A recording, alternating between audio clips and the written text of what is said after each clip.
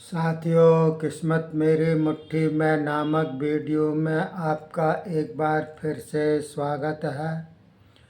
साथियों, जिस प्रकार से विदेशी सभ्यता, विदेशी भाषा हमारे समाज में, हमारे नैतिक धर्म में हावी होती जा रही है, जैसा कि आप जानते हैं, हिंदी धीरे धीरे लोप होती जा रही है और विदेशी भाषा धीरे धीरे उसके ऊपर हावी होती जा रही है।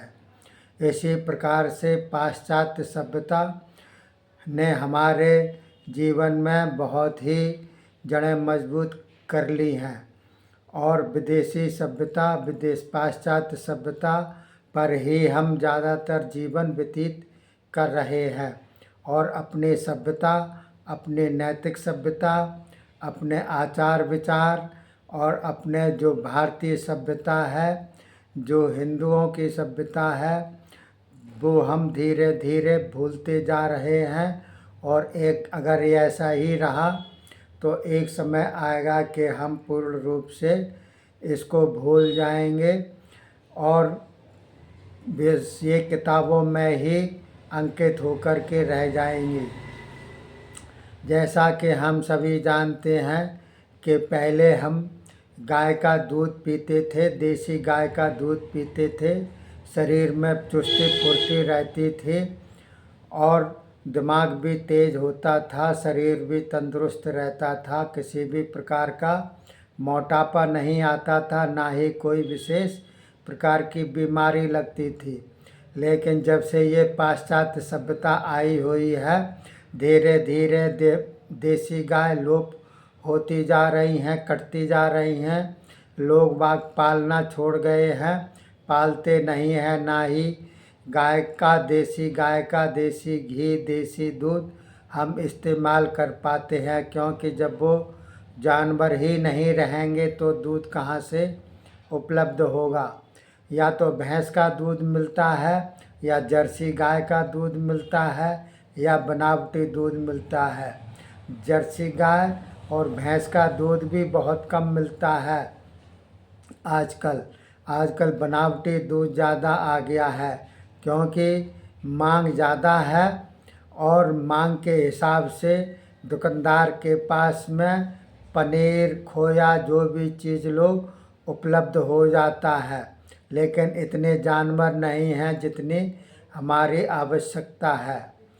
तो देखिए साथियों, हम बनावटी चीज़ें इस्तेमाल कर रहे हैं, इसलिए हमारा शरीर भी बनावटी ढांचे में ढलता चला जा रहा है। धीरे धीरे शक्ति क्षीण होती जा रही है, धीरे धीरे अपने सभ्यता भूलते जा रहे हैं हम।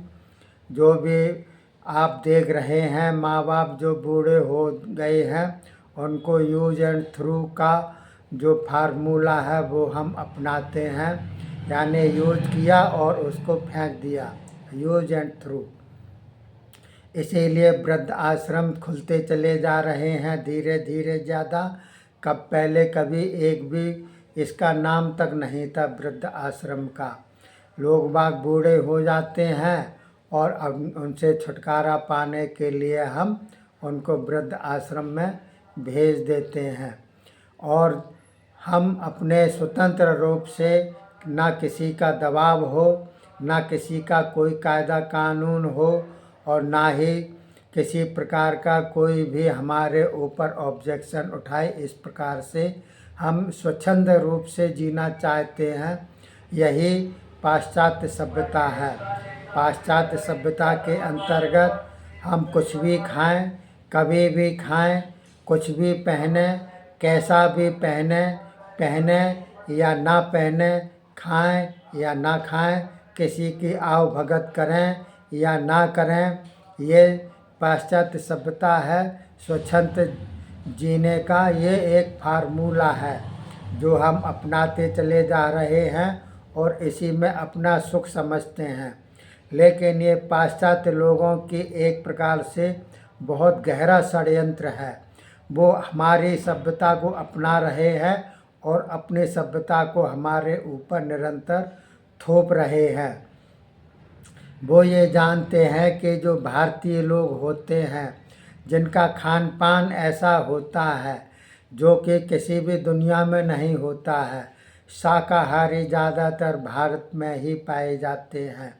इसके अलावा आचार विचार वाले, नियम संयम वाले सब भारतीय में ही होते हैं ज़्यादातर गुण, और किसी भी देश विदेश में नहीं होते हैं। और इसीलिए ये ज़्यादातर सुखपूर्वक जीते हैं, निरोगी काया होकर के जीते हैं और सभी प्रकार से सुखी रहते हैं। तो इनको किस प्रकार से गुमराह किया जाए, किस प्रकार से क्या किया जाए कि ये हमारी सभ्यता को अपनाएं और अपनी सभ्यता भूल जाएं। आपको पता होगा, मालूम भी होगा कि चाय का इसमें अंग्रेज़ों के द्वारा चलन किस प्रकार से हुआ। इसी प्रकार से पहले जो पैकिंग चलती नहीं थी, किसी भी प्रकार की कोई पैकिंग नहीं चलती थी, ना तो नमक की किसी भी खाद्य पदार्थ की नहीं चलती थी। आजकल देख लीजिए, समुद्री नमक जो डेले में आता था पहले, अब देखने को भी नहीं मिलता है।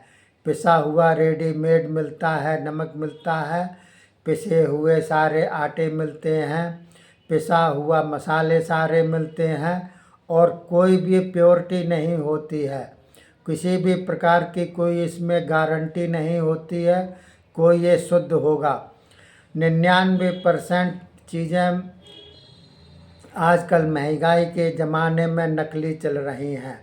महंगाई का दारोमदार है, महंगाई का बोलबाला है। इस महंगाई के ज़माने में होड़ लगी हुई है।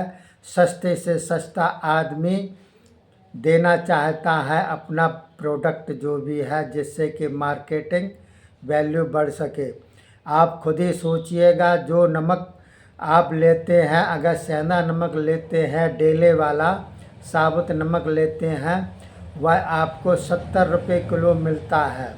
और अगर वही थैली में पिसा हुआ नमक लेते हैं तो वही 35 रुपये किलो मिल जाता है। इतना अंतर कैसे आ गया, जबकि वो पीसता भी है, पैकिंग भी उसकी चलती है और भी दुनिया भर के मशीनी खर्चे, बिजली का खर्चा वो होता है। तो पाउडर के रूप में महंगा होना चाहिए डेले की अपेक्षा, लेकिन डेले का नमक महंगा है, पिसा हुआ नमक सस्ता है।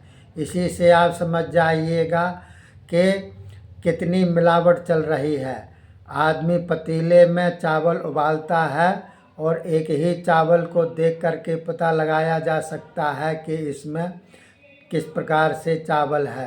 तो ऐसे ही आप एक नमक का मैंने उदाहरण दिया है, इसी उदाहरण से आप समझ जाइएगा कि प्रत्येक मसाले में कितनी मिलावट चल रही है और हम कितने विषाक्त होते चले जा रहे हैं। जितने हम विषैले पदार्थ ग्रहण करेंगे उतनी ही हमारी शक्ति क्षीण होती चली जाएगी। हम अगर सावधानी अभी नहीं बरतेंगे तो ये और मिलावट का दारोमदार चलता चला जाएगा, क्योंकि जैसे ही संख्या बढ़ती चली जा रही है वैसे ही मिलावट की बढ़ोतरी होती जा रही है और वैसे ही हमारा शरीर क्षीण होता चला जा रहा है। इसलिए अगर हम अभी सजग नहीं हुए, सावधान नहीं हुए, तो आने वाली जो हमारी पीढ़ी है वो हमारे ऊपर ही ये थोपेगी कि अगर ये सजग होते तो हमको ये ना भुगतना पड़ता। तो साथियों, अपने संतानों के लिए आप देखिएगा, संतान के सुखी के लिए आप देखिएगा, सावधान हो जाइएगा और जहाँ जो गलत कर रहा है उसका आप विरोध कीजिएगा, क्योंकि आप विरोध नहीं करेंगे तो ये निरंतर और बढ़ता चला जाएगा। पाश्चात्य सभ्यता बढ़ती जाएगी, मिलावट बढ़ती चली जाएगी, नैतिकता हम भूल जाएंगे, अनैतिक कार्य करते चले जाएंगे। जितने भी बलात्कार, चोरी चकारी है, जितने भी भ्रष्टाचारी है, वो दिन दूनी रात चौगनी बढ़ती चली जाएगी और हम कुछ भी नहीं कर पाएंगे। अगर अभी नहीं तो कभी नहीं, कभी नहीं कर सकते हम। अगर अभी नहीं कर सकते हैं तो आप सजग हो जाइएगा और निडर हो जाइएगा। संगठन बना करके एक आवाज़ में आप इसके खिलाफ आवाज़ उठाइएगा, तभी आप हम अपने आने वाली पीढ़ी का भरोसा, आने वाली पीढ़ी का उद्धार, अपने आने वाली पीढ़ी का हम कुछ फ़ायदा कर सकते हैं। नहीं तो और भी हमारे चरित्र, हमारी नैतिकता गिरती चली जाएगी, क्योंकि जो अपराध करते हैं वो तो होते ही हैं दोषी, लेकिन अपराध करने से ज़्यादा अपराधी सहन करने वाला होता है।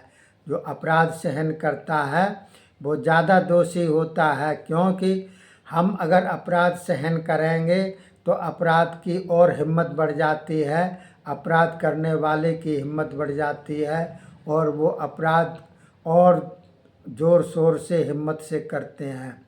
तो अगर हम अपराध सहन नहीं करेंगे तो ये अपराध भी धीरे धीरे ख़त्म होते चले जाएंगे। अपराध का विरोध करना अति अनिवार्य है, सावधान होना अति अनिवार्य है, जागरूक होना अति अनिवार्य है। और भी कई प्रकार की समस्याएं हमारे को जन्म दे सकती हैं। बेरोज़गारी का मामला और उठ सकता है। कोई भी क्षेत्र में आजकल मतलब की दुनिया है, और इसीलिए ये सब कुछ पनप रहे हैं। लोग बाग देखा देखी एक दूसरे का अगर ये विरोध नहीं कर रहा है तो हम क्यों विरोध करें, हमारी क्या फटी पड़ रही है जो हम विरोध करेंगे, हम क्यों इसका करें। तो इस प्रकार के अगर सभी के विचार हो जाएंगे तो ये कभी भी संभलने वाला नहीं है। तो आप अभी इसी समय संगठन बना करके अपना जो है और अपने आने वाली पीढ़ी का उद्धार कर सकते हैं। अगले वीडियो में कुछ और विषय पर, तब तक के लिए धन्यवाद। जय हिंद, जय भारत।